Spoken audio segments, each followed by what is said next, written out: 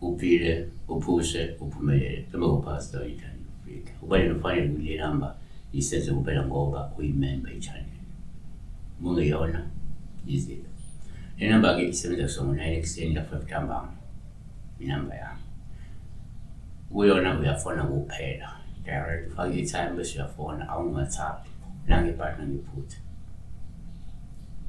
From Monday to Friday kuphela. Simangele. Ulisa ubona ngicela ukubuza kusho ukuthi lokubulwane lungisukumezile kodwa-ke lungangithintile. So akachazi ukuthi lumzungeza ngolaka noma nje luhle lucwathile lumzungezile. Yabona yini ukuzungezwa is to be surrounded by something. Futhi makuthithi kuzungeze futhi that thing is surrounded you. So njengamanje she is surrounded by the ocean, the sea, whatever. Nakesingakusho ulwandle luyisizinda semimoya, ulwandle luwuphawu lwemimoya, ulwandle lungaba uphawu lwabantu,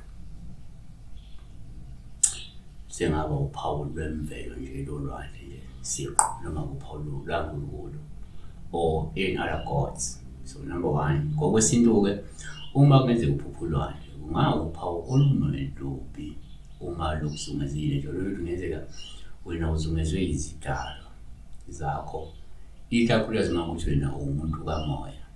Yabona?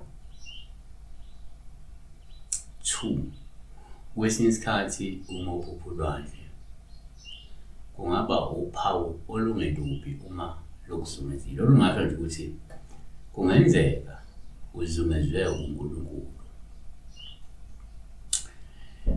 Number 139 verse 5, ungizungezile ngasemuva nangaphambili wabeka isandla zakho phezu kwami. 3, ngenzeka uma uphuphulwane ubuphawu lobumali uzungezile yosuke lukhomba ukuthi ngenzeka umuntu ohaqwe imimoya emibi noma ohaqwa yizitha ezinemfutho enkulu ikakhulukazi uma ukuthi beluthukuthele.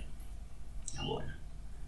Noma belikhombisa uba nobungozi kuwe. Amahubo 22 verse 16, ngokuba izinja ziyangibunganyela umbondo wababo ungizungezile. Kanti Hosea 11 verse 12, u-Efrayimi ungizungezile ngamanga nendlu yako-Israyeli ngenkohliso. Siyabonga besibheka la to be surrounded by an ocean or by the sea. Yabona? Yeah, ukuhaqwa olumzungezile. Siyabonga kakhulu.